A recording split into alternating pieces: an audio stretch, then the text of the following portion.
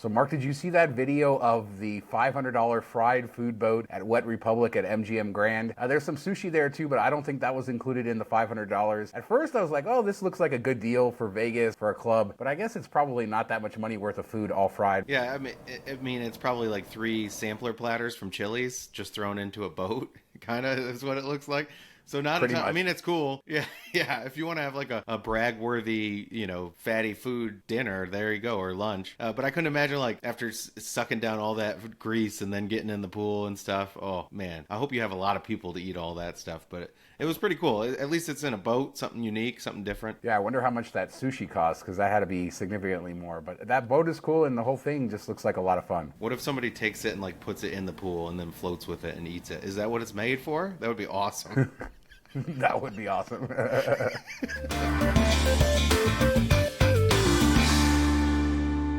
We're marching towards the Sphere opening. U2 dates coming soon, but we still don't know who's going to be the next big performer there. We know they're going to have the in-house movie. We've seen the show On the Outside. Rumors they're going to go for the Eagles for their next big thing. So U2 and then the Eagles. And it seems like James Dolan has a very interesting age demographic he's going for. Yeah, it seems like he's going after everybody that he grew up listening to, I guess. I don't know, but I don't know if they're going for people with deeper pockets, and I'm really curious to see, did they have to give like so much of the gate and the tickets to Eagles to get them to be the second one because they gave up so much to get U2 in there? And it just seems, you have this state-of-the-art, facility. I know everybody has to create their unique show, but you think you'd be getting bigger names than bands from, 20, 30 years ago that were huge back then. I know U2 is still big, but it just doesn't feel what you expect for something like this at launch. If you need to sell expensive tickets, who do you need to target to go buy those tickets? And that's old people who have the money. So I think that's where they're going with this. I don't know. The Eagles are supposed to be on their farewell tour, so we don't know if they're going to extend it with a residency here. I'm a little surprised we don't have more contemporary artists, at least rumored, or some more information about who might come. You would think that we would start getting some information soon, and I definitely want to see more contemporary acts, but I think the Eagles are pretty cool. And some of that old rock, that could make for a really neat show inside the dome. I don't know if you have to go like super old to sell tickets. Look at Blink-182. How much are they getting tickets in that the big concert that's coming to Vegas?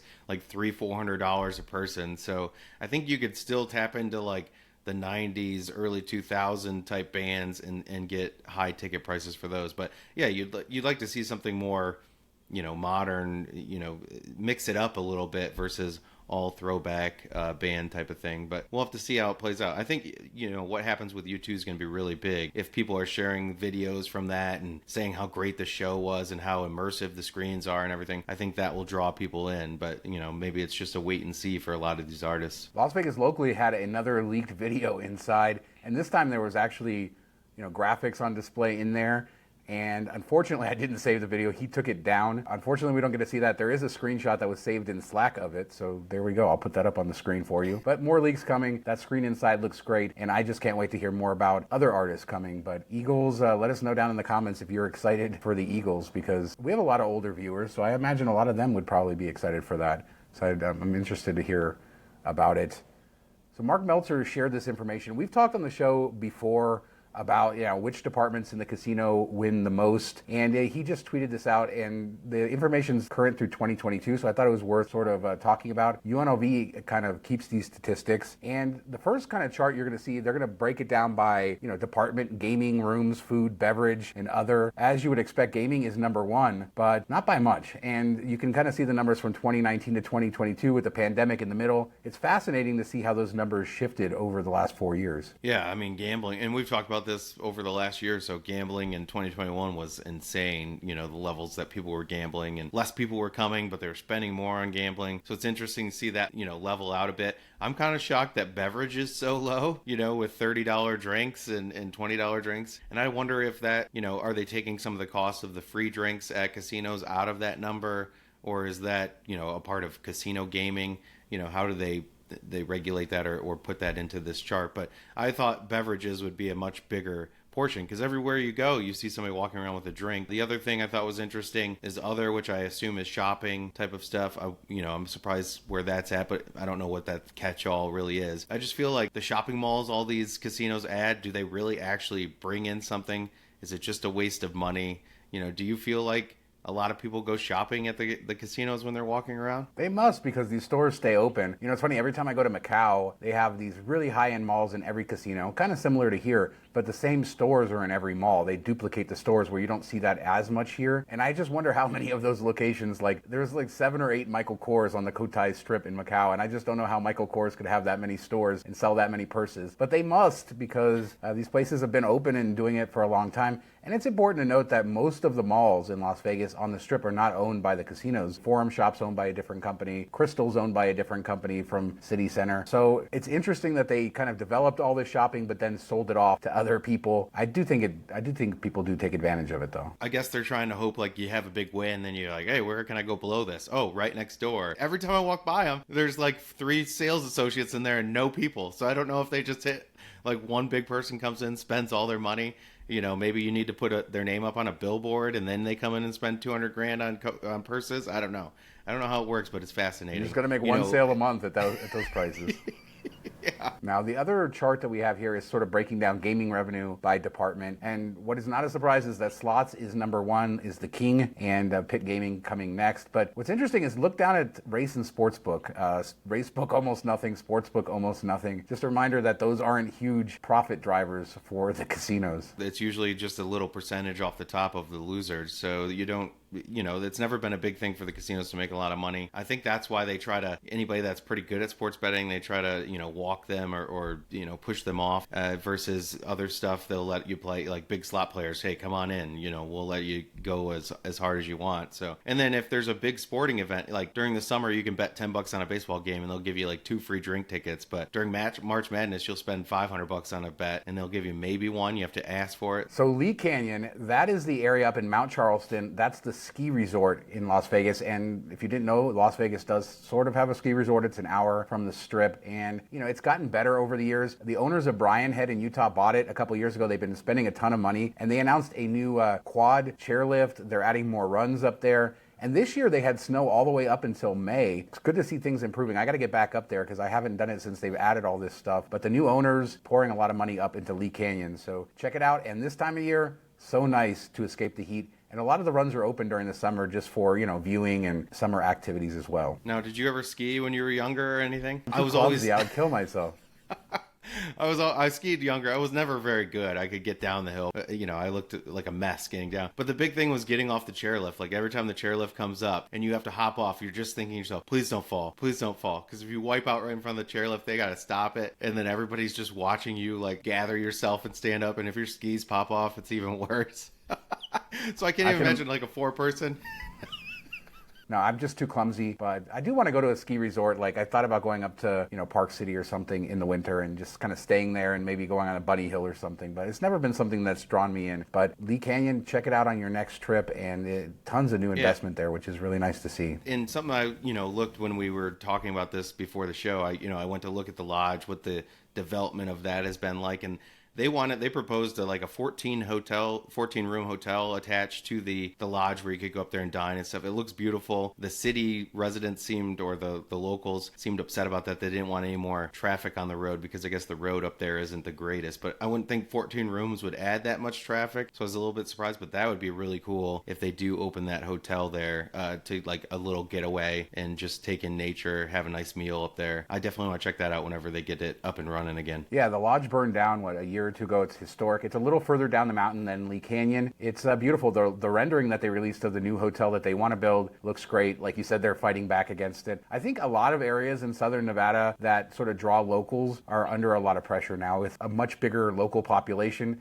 Everybody's going there. You know, the road's the same as it's been for the last however 40, 50, 60, whenever they built it, yet you have 2 or 3 times the people that you had here 10 years ago, and everybody's hot. Everybody wants to go up there. So traffic is a huge issue, and then safety in the winter because it snows a lot up there. Vegas drivers not known for knowing how to drive in the snow, not known for having chains. So, you know, you can imagine. Yeah, I wouldn't want to be up there in the winter if it snows. With people that don't drive in snow, it's quite the sight to be seen for sure. Like, whenever it snows in Texas, the whole state shuts down because nobody knows what to do. So street food vendors, we've talked about this, right? That the meat vendors are coming, water vendors are here, people selling like light up balloons and stuff in front of Bellagio, and the fortune teller. I saw the fortune teller in front of Bellagio. last night. I even saw somebody selling those light up wands and balloons on Bellagio property right near the front entrance into Bellagio, not out on the street, but like deep into Bellagio property. Nobody's doing anything about this. SB 92 is the new law that was signed in allowing for street vendors. It does say that there are no street vendors allowed on the strip, basically, but they haven't put all the provisions around that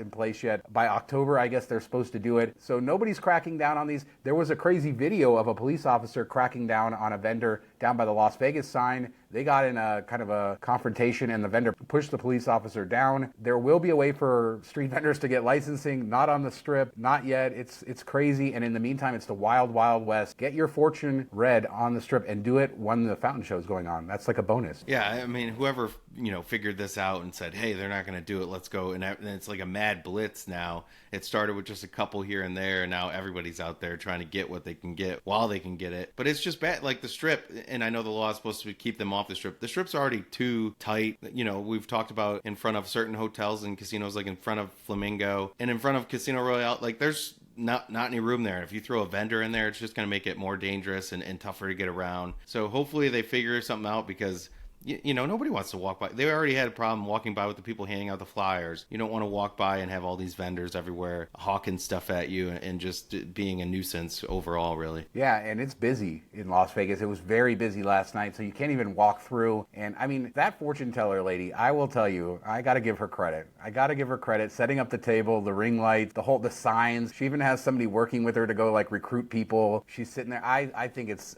spectacular. I think it's all Las Vegas on a sidewalk. She's probably not going to be there long. Eventually somebody's going to shut her down, but enjoy her while you can. You should have got it and done. Like I said, for the business. I should have. Yeah, she's just right there. It's just like mind-blowing. You would think that they allowed her to do that, but there's no way Bellagio is allowing her to do that. Yeah, we'll see. We'll follow this story. I think it's going to get worse before it gets better. And we have a follow-up in that Resorts World Wynn crazy story with the screen. First off, national media picked it up, which was an interesting sort of thing, bringing, the whole nightclub scene in Las Vegas to light. And, the $200,000 was a big thing, the fact that the screens and everything on there. But basically, Resorts World did suspend their manager who approved the message. And the higher-ups, the very highest people up in Resorts World, said they didn't have an idea on it, and they're really trying to change their policies, I guess, around what goes on the screen. It seems like employees in the Zook nightclub, had the ability to just put stuff up on the screen because it was part of the table package, and there really wasn't any super high level management approval of that, and nobody put one and one together, and here we are, Resorts World looking terrible. Yeah, you think after the first night, like, okay, I understand the first one getting by because you don't have that set up in place. You never expected something like this to happen. But that's crazy that it's a part of the package that if you spend so much money, you can make a message on the sign. But, that first one goes out, it gets pretty widely covered. Everybody knows about it. You think that would have been the time they step in and say, hey, no more of this. And then it goes on again. So they obviously don't have the proper management in place to step in and take care of that. So anybody up the food chain should have gotten in trouble as well that had any say in stopping that, because it just is a bad look all around. Yeah, and they say, this was a mistake and the messaging display does not reflect Resorts World Las Vegas's values, and we regret that our LED screen was misused in this manner. Our leadership is handling this internally to ensure the assets displayed on the LED screens are in full alignment with the brand and our values. So good idea to do that going forward. Sorry it didn't happen before. The big question is, can we get MTM Vegas up there if we go spend a ton of money?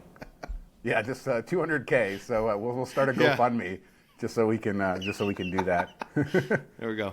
And finally, Penn National in the big news this week with ESPN. They're creating this new ESPN Sportsbook brand. Now, what's weird is Penn National has the Barstool Sportsbooks in their properties. I think you have one there in the Greektown Casino in Detroit. They have, I think, 12 different of those sportsbooks. They own 50% of Barstool, or they did own 50% of Barstool that they paid over $500 million for. But in this deal with ESPN, Penn is giving back Barstool Sports to Dave Portnoy, the founder and the owner of the rest of it. So he's just getting back all of the company. He does have to give them 50% if he sells it down the line, but they're just walking away saying, goodbye Barstool, hello ESPN. They must think the ESPN name can bring them a lot here. That's an interesting move, and Dave Portnoy is the big winner here. He got all the company back, and he gets to keep the money. Yeah, I don't think I've ever seen this before. This is just bizarre. And it's not like ESPN, it's not ESPN of 20 years ago where it was beloved. It's like one of the most hated sports names out there now. Like nobody I know that likes sports likes ESPN, and they're firing people right and left. They're trying to pull out of TV deals because they're losing money hand over fist on all these contracts they sign. So I don't know what they think is going to happen here.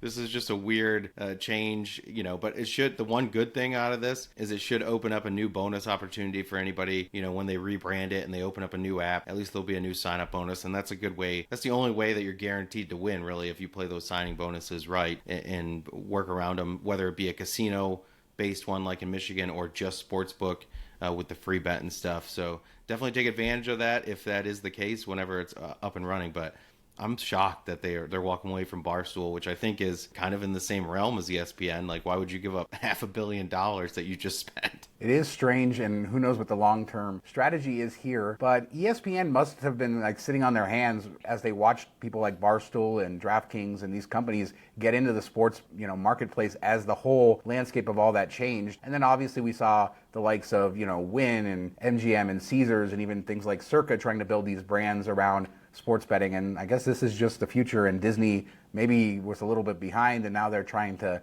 push it out. Disney wanting big news this week because of their earnings and everything else. So ESPN Bet coming. I'm assuming it'll be at the M Resort here, which is Penn's only casino currently in Las Vegas, but all of their other ones. And to your point, I think the Barstool sort of theming of the sports books, especially the way that they did the Barstool sports books, all you have to do is just slap on ESPN and you don't have to really do much. Yeah. It'll all still work. A little bit of code in the back end, I would imagine, and updating some images, but it should be pretty easy to switch. But I can't believe they're just walking away from that money and being like, here you go.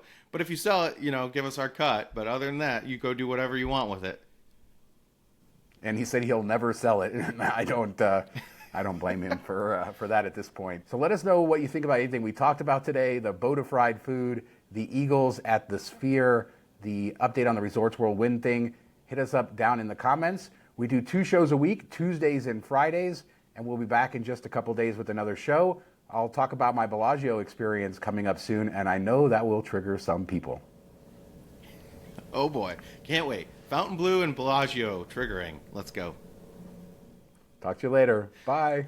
Have a good weekend, everybody.